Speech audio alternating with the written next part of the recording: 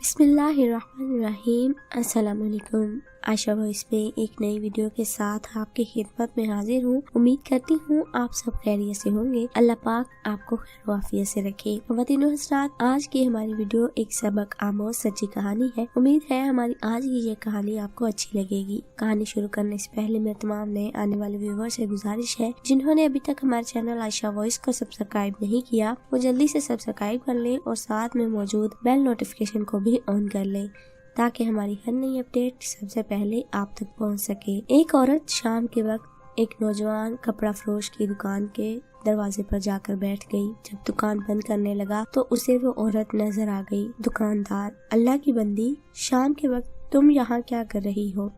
क्या परेशानी है?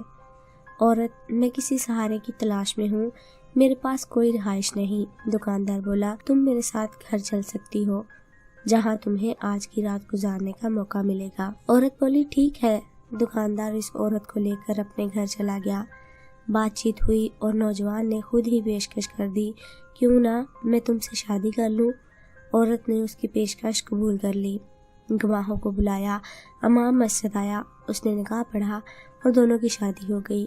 शादी के 3 दिन गुजरने के बाद चौथे दिन दुकानदार के घर एक आदमी चंद औरतों को लेकर आया। दुकानदार ने पूछा: आप कौन लोग हैं? कहाँ से आए हैं? क्या मकसद है? आने वाले ने बताया: हम सब इस लड़की के करीबी रिश्तेदार हैं, इसके चचाजाद बहन भाई हैं।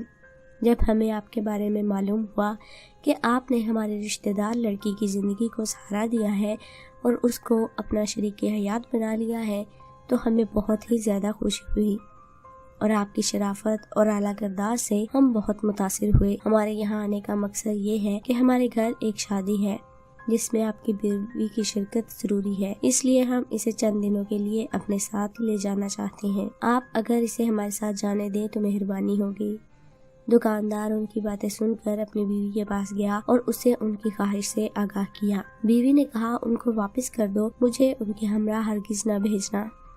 उनके सामने ये कहकर कसम खा लो कि अगर मेरी बीवी 1 माह से पहले मेरे घर से निकली तो मैं इसको तलाक देता हूँ, क्योंकि ये लोग मुझे वापस ले जाएंगे तो तुम्हारे खिलाफ वर्गलाएंगे। चूँकि मैंने उनकी इजाज़त के बगैर तुमसे शादी कर ली है और उनका घर छोड़ कर आई हूँ, ना मालूम उन्हें हमारे पता किसने दे दिया। बीवी की बात सुनकर दुकानदार घर से बाहर निकला और मेहमानों के सामने बीवी के मशवरे के मुताबिक तलाक की कसम भी खा ली। अगर ये 1 माह से पहले घर से निकली तो इसको 3 तलाकें। मेहमान लोग मायूस होकर वापस चले गए। नौजवान हस्बे मामूल अपनी दुकान पर चला गया, मगर उसका जहन और ख्याल मुसलसल अपनी बीवी की तरफ था। उसका कारोबार में दिल नहीं लग रहा था। उधर उसकी बीवी उसकी अदम मौजूदगी का फायदा उठाते हुए उसके घर से कुछ लिए बगैर अपने घर चली गई। जब दुकानदार घर वापस आया तो देखा बीवी घर में मौजूद नहीं।